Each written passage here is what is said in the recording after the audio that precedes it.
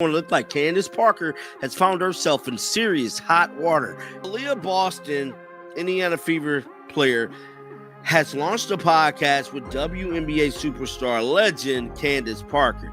Now, the first episode has come on, and I'm here to tell you, bruh, it's looking real spooky. Caitlin Clark said nothing. Not a tweet, not a comment, not even a glance. But somehow, she's now the center of the ugliest fight in women's basketball. Candace Parker ranked Angel Reese below Caitlin, and the internet lost its mind. Don't get mad at me. Don't get mad at me.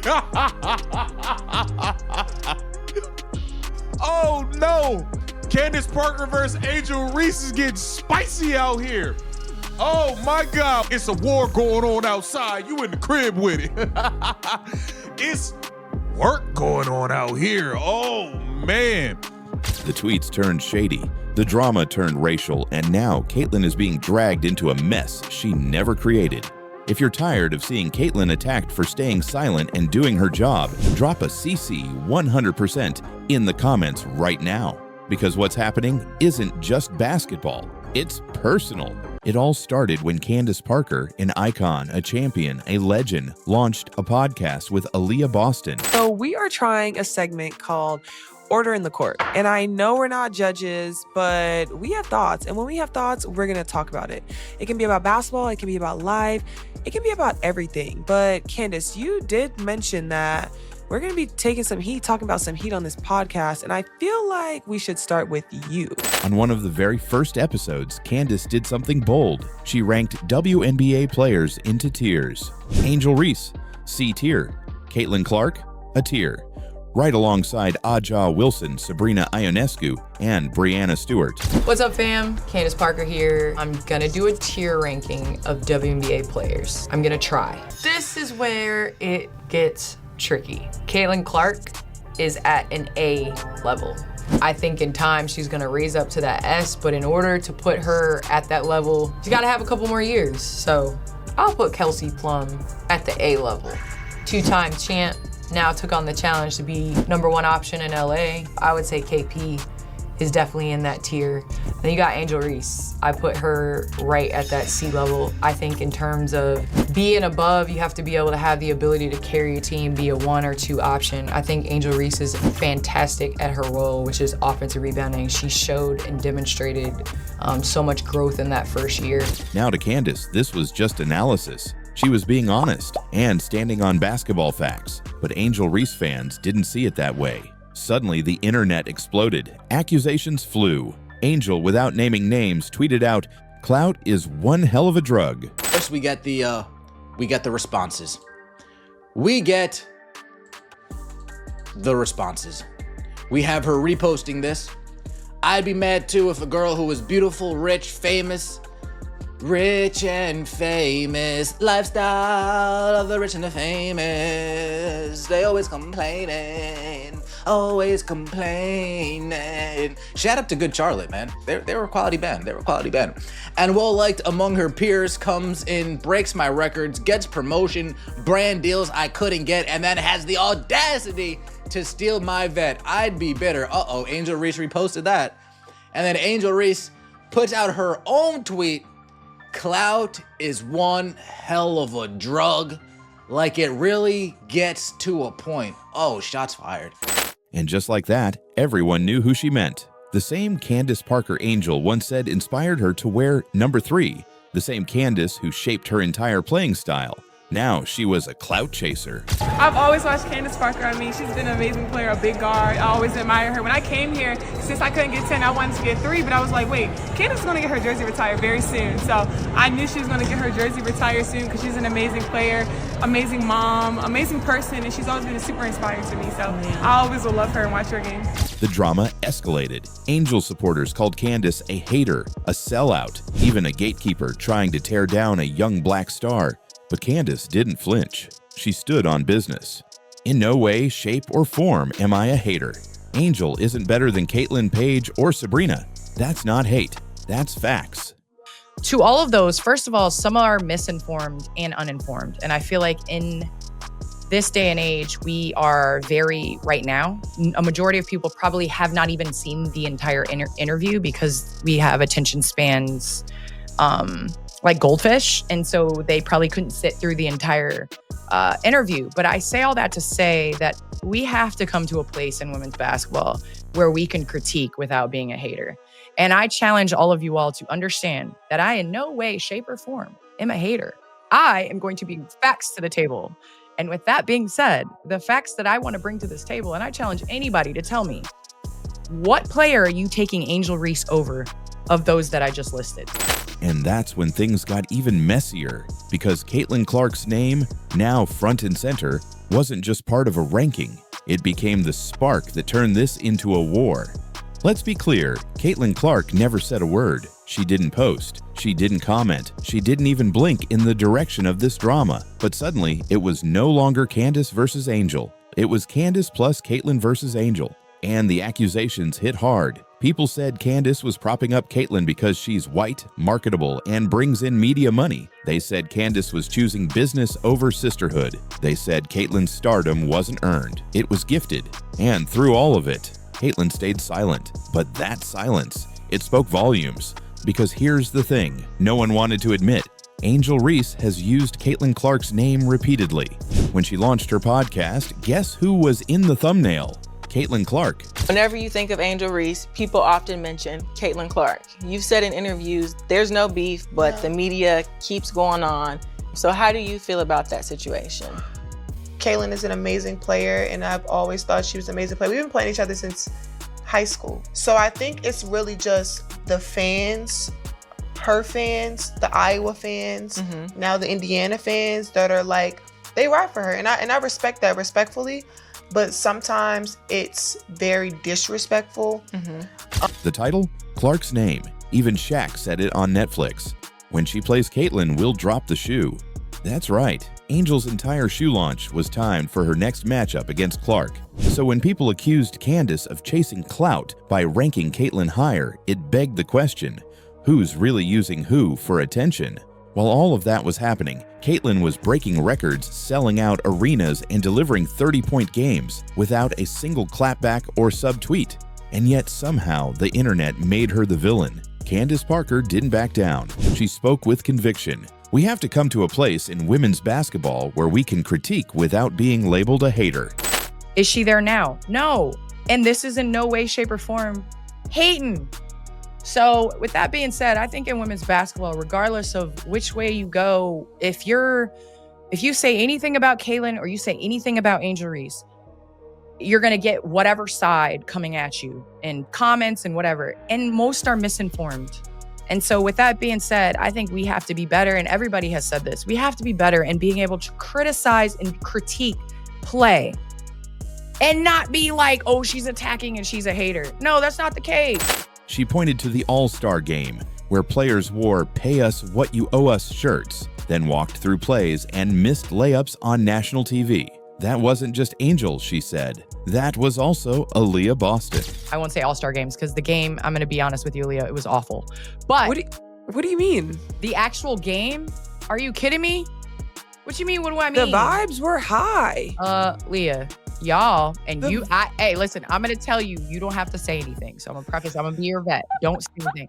But y'all cannot come out there with those shirts of "Pay us what you owe us." Pay us what you owe us. And then do that in the All-Star game. It wasn't the fact that you're doing something to prove why you have to be paid. I think it was just an opportunity to me on one of the biggest stages with those shirts being worn along with giving the product. Because I tried to watch the All-Star game, I'll be honest. But after one slow Euro step and people pulling up for I was like, I can't, I'm a fan of the WNBA and I can't watch this. So I just think that no, you all didn't have to, but I think it was an opportunity that you could have built on like more momentum. But the backlash only came when Angel's name got mentioned. Why? Because people weren't upset about basketball. They were upset about who was being critiqued. And Candace made one thing clear. Caitlin's inclusion in the top tier wasn't politics. It was performance. She earned it. The facts that I want to bring to this table, and I challenge anybody to tell me, What player are you taking Angel Reese over of those that I just listed? But what I'm saying is, in what player, and this is no disrespect, these are the greatest players in the game right now. They asked me to rank the tier right now, and just from my point of view, from my opinion, this was the ranking. And so I ask again, are you taking Angel above Paige? Are you taking Angel above Arike? Are you taking Angel above Sabrina or Kelsey or Caitlin or Asia or Nafisa or Brianna? No, that does not make her a bad player. That's the part that keeps getting erased. Caitlin Clark isn't just a name. She's the engine of the WNBA's ratings boom. Her games get more viewers than the league has ever seen. Her debut shattered records. Her presence is why fans tune in. She's not the league, but she moves the league.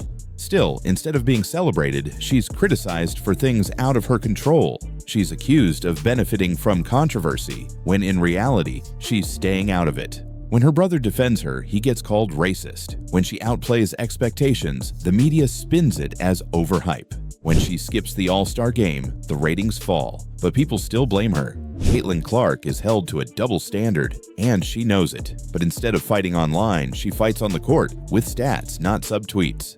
At the end of the day, Caitlin Clark didn't pick this fight. She didn't ask to be ranked. She didn't attack anyone, but her name is now caught in a storm between legends and rising stars, simply because she's great. And that tells you everything, because when you shine as bright as Caitlin does, people either celebrate you or try to dim your light.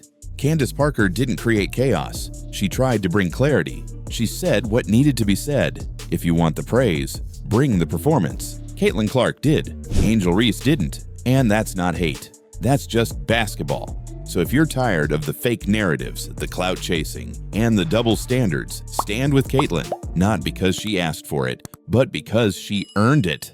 If you're still watching, drop Clark versus Chaos in the comments. Let's see who's really paying attention. It looked like Nafisa Collier is in serious hot water after lying on Caitlin Clark on national television. Well, I'm here to tell you, Nafisa Collier just told on herself. I mean, she exposed herself as a liar, bro. I mean, she just let the cat out the bag. Caitlin Clark didn't say a word, but somehow she just humiliated Nafisa Collier in front of the entire world. And the cameras caught everything. So currently there's a clip going viral right now regarding Nafisa Collier. I have yet to watch it. We're going to watch it together. Now, it's in regards to the fans. And if this is scary, you got to understand this is not just a basketball player. Unrivaled is one season in. This is one of the owners. And it's just like, yo, you need every damn fan to watch, to go there to support, period. You should not be saying nothing about fans unless it's in a positive light. I don't care if you hate fans. You better lie. You better lie. You do not need to be saying nothing bad about the fans. If you're riding with Caitlin Clark and sick of all the veteran whining, drop Team Caitlin in the comments right now. Let's see how many of you are done with this fake victim act. Because this wasn't just one bad quote. Nafisa exposed everything wrong with the old WNBA mindset. For too long, have they been able to hide in their little bubble, sit by themselves in their own little safe space, shielded from true sports conversation, true sports fandom, that now that the fandom, the conversation has finally arrived, they are so taken aback, they are calling it toxicity. Fans cheer, fans boo, and that's toxicity. And Caitlin, she didn't even need to respond. The fans did that for her. But this wasn't just a one-time embarrassment. It was a public unraveling. A top WNBA star exposed herself on live air, and fans instantly turned against her. What exactly did she say that triggered a full-blown backlash? And why does Caitlin Clark come out looking like the winner? Nafisa Collier sat down with Sue Bird and Megan Rapinoe on their podcast. What was supposed to be a reflective discussion turned into a moment that lit the internet on fire. Collier, without naming names, called today's WNBA fan base toxic, complaining about hatred, polarization, and negativity in the league. You know what? Just like, sorry, not to interrupt you. You know what is kind of surprising and disappointing, honestly? It is getting so toxic, I feel like, in our league with a lot of the fans going back and forth. Like, basketball and sports are supposed to be so unifying, and it is so toxic. Like every game, just it's like hatred out there towards other players, and not just like Angel and Caitlin. Like that, they are the OGs where people will get so like polarizing with, but it's with everyone, and people are just so nasty on there. And it's like we're playing a game. We are playing a game, and you are saying hateful things about players. Like I don't know. That has been like really surprising. I feel like we're trending in a really bad spot with that. But viewers weren't buying it. Why? Because just days earlier, these same toxic fans were packing arenas and setting WNBA ratings records because of one person, Caitlin Clark. While Collier aired grievances, Caitlin Clark was busy packing stadiums, breaking attendance records, and selling out jerseys across the country. The Indiana Fever's games are now must-see events, not just in Indiana, but in every single city they visit. In contrast, Collier's Minnesota Lynx sit near the bottom in attendance despite their winning record. A team that plays in a 19,000-seat arena barely draws 9,000 fans a night, and that's with Collier as the face. So when she complained about fan hatred, fans fired back with numbers, receipts, and frustration. This wasn't toxicity. It was attention. It was passion. It was growth. Fans critique players, fans criticize how players play, and that's considered toxicity. And Nafisa Collier, and her most recent appearance on a podcast with Sue Bird and Mega Rapinoe, she reaffirms the belief that many newcomers to this league has had, that these players are just not ready for the spotlight to be shined on them. Collier may have expected support for her comments. Instead, she was met with criticism, even from former and current players. The message was simple. You asked for fans. Now you've got them. Why are you complaining? Former players like Courtney Williams explained that booing isn't hate, it's respect. And honestly, first of all, Sudbuzz, I know we're getting that. Courtney has the thickest skin of anyone I've ever met. She truly does not care what people think about her. Yeah. It's amazing. Yeah, that's a skill. That's a skill really I wish I had. Yeah. And it's not an act. She just really doesn't care. NBA stars like LeBron James and Kyrie Irving get booed every night. So do MLB and NFL legends. But they never called it toxic. The contrast became clear. Caitlin Clark embraces the noise. She plays through it. She feeds off it. Collier, she's collapsing under it. First and foremost, you want to talk about toxic? Because fans going back and forth, that's just words. That's just online. What about y'all? We watched y'all beat the shit out of a girl for a season and a half, to the point that she's not even playing right now. And she's the most important person in your league. We watched y'all eye gouge. We watched y'all choke slam Angel Reese. We watched y'all pull Angel Reese's hair. Like, what are we talking about? Y'all are down there damn near playing football with each other. Y'all are drop kicking people, elbow smashing people, clotheslining people. What are we talking about? People have lost their teeth messing around with this basketball league. I know you are not going to sit here and say it's the fans' fault. Hell, your own coach is toxic. Your coach, Nafisa, are you serious? In one podcast clip, Collier confirmed what fans feared, that some WNBA stars want the perks of fame without the pressure. Her words didn't just land poorly. They revealed a divide in the league between the old guard clinging to the past. In the MLB, in the NFL, in the NBA, a player returns, they get booed, we move on. A player demands a trade, gets traded, comes back, gets booed, and we move on. But here in the WNBA, this is a new concept. This is a foreign idea. Stop feeding into the nonsense like professionals in the other sports do. But the ladies within the WNBA are so bought into drama, they're so invested into the gossip around this league, they can't help themselves. So they see it all day, every day. They'll take two fans interacting in typical fan manners and say, oh my gosh, this is so toxic over here. And a new wave, led by Caitlin Clark, pulling the league into the spotlight. Collier's comments were supposed to unify the league. Instead, they drew a sharp line in the sand. And that line exposed a brutal truth. This league doesn't revolve around her anymore. Caitlin didn't clap back. She didn't respond in interviews. She didn't tweet. She just played. She dropped 30-point games. She smiled through boos. She sold out every arena she stepped in.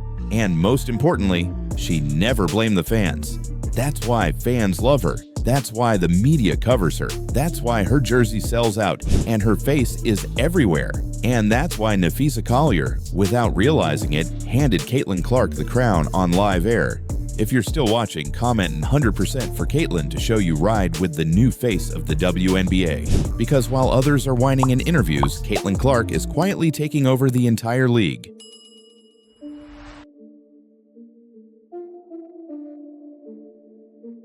Well, my goodness gracious indeed.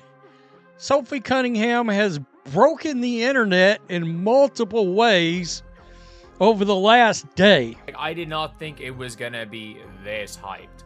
I did not think it was going to be this hyped and have this much of a change.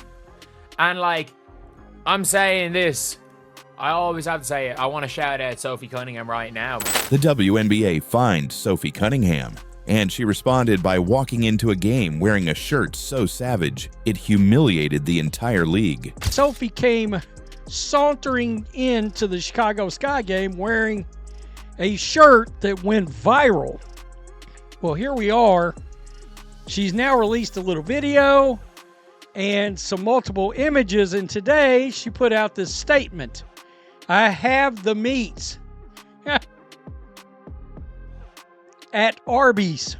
This wasn't a tantrum. It was a calculated move that flipped a $500 fine into viral fame. And Sophie Cunningham gets fined $500, $500 by Kathy Angle Braindead and the WNBA for speaking out against officiating on TikTok. Massive brand deals and the most iconic clapback in league history. So how did one t-shirt turn Sophie into the WNBA's biggest PR nightmare and marketing genius? Let's break it all down. But somebody who has benefited immensely from Caitlin Clark and being on the Fever is Sophie Cunningham, who continues to see her star rise. You know, Sophie walks in with a shirt, an Arby's shirt the other day, and that goes viral. Her moment throwing JC Sheldon to the floor goes viral. Now she's got pro wrestling promoters reaching out to her to try and line up a deal.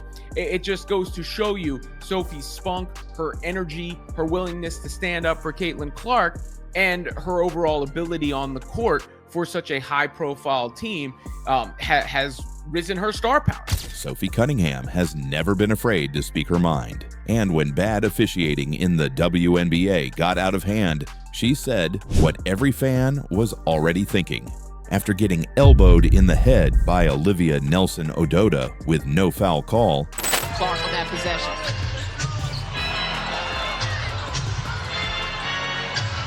after getting grabbed by the neck by a Sparks player with, again, no whistle, Sophie had enough. So she posted a TikTok.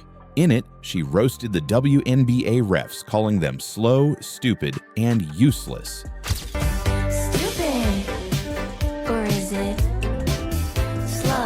And it went viral. Over 1.3 million views in a matter of hours. Fans were loving it. Because this wasn't just Sophie talking, it was Sophie speaking for them. What's her TikTok on now? This has been 3 hours. So in 3 hours, she's getting 7,000 Instagram followers. Sophie Cunningham. Oh my God. She's now at 850,000 followers. It's been 3 hours. She's gonna gain she's gonna be on 1 million followers. She was on 307,000 followers. She's now at the 7.9 million likes on TikTok. Her last TikTok that she posted got, I don't know, her pinned one, 6.7 million views. Sophie Cunningham is likely gonna gain 600,000 to 700,000 TikTok followers. For every player sick of getting fouled without protection. For every fan tired of watching the league ignore its own problems. But what did the WNBA do in response? They fined her $500. Man, I thought we could have a little fun right before the game starts. We have Sophie Cunningham getting fined $500, man, for making this slick TikTok about the refs. Yo, it is hilarious. We are about to get all the way into it, man. And that's when Sophie made her power move. Instead of backing down, Sophie showed up to the next game, a nationally televised matchup between the Fever and the Sky, wearing a shirt that said, "Hot girls eat Arby's." It was pink, it was loud, and it was completely savage. Right here, and I have no idea what she got paid for this, but hot girls eat Arby's right here.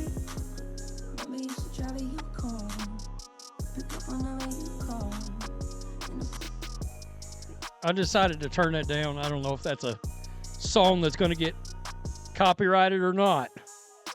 But she put this out, and this entire thing has broken the internet. But this wasn't random. This was planned. Months earlier, Sophie had posted a video reviewing Arby's food and loved it. That was the setup.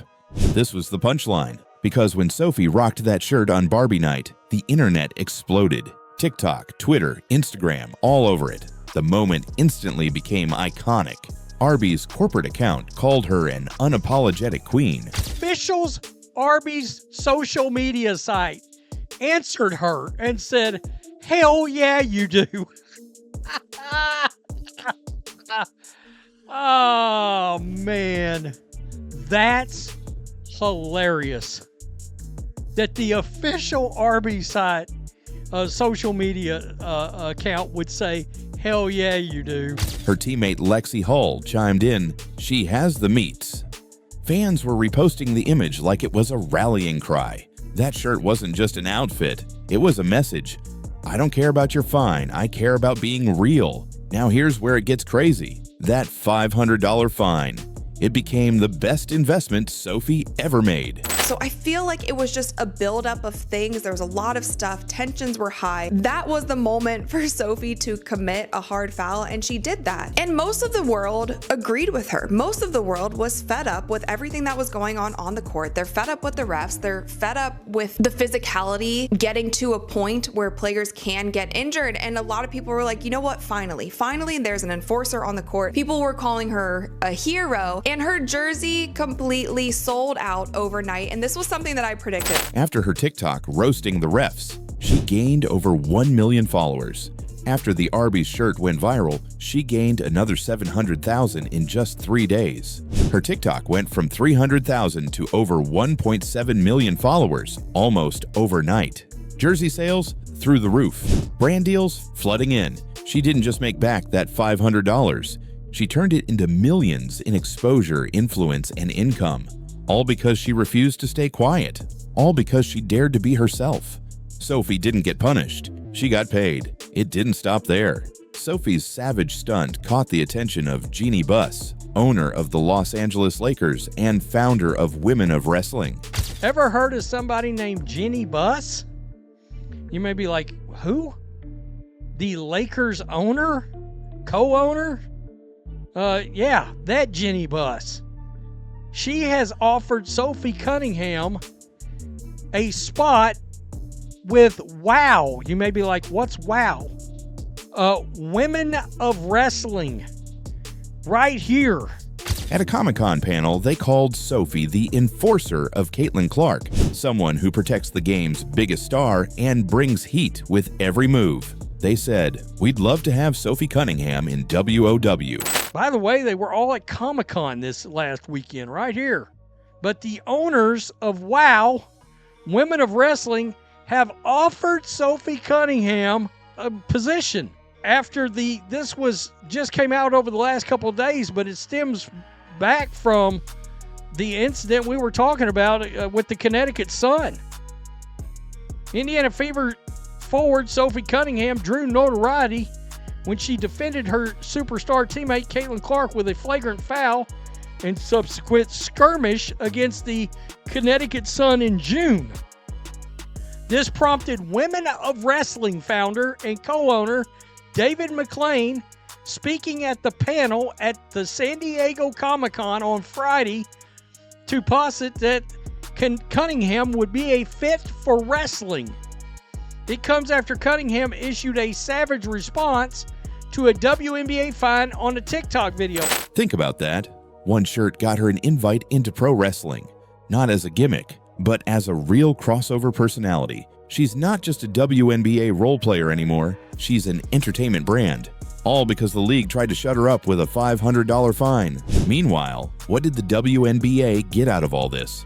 Nothing but bad press, angry fans, and a big fat reminder that they still don't get it. Instead of fixing officiating, they keep punishing players for calling it out. Instead of embracing personality, they try to silence it. And every time they find Sophie Cunningham, she turns it into fuel, into fire, into money. This isn't a player problem, it's a leadership problem. Fans are starting to say it out loud. Let Sophie speak. Fix the refs, not the players. The W can't afford another PR disaster like this. And Sophie, she's making it rain. She said it herself. Keep the fines coming. I'll keep making it rain. Sophie Cunningham turned a $500 punishment into the most iconic branding move the WNBA has ever seen.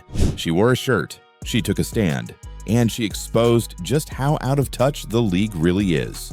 Now she's more popular than ever, more marketable than ever, and more untouchable than ever. If you're still watching, drop "Hot Girls Eat Arby's" in the comments. Do you think Sophie went too far, or did she just show the league what real power looks like? Let us know. And don't forget to like, subscribe, and turn on notifications, because this story, it's just getting started.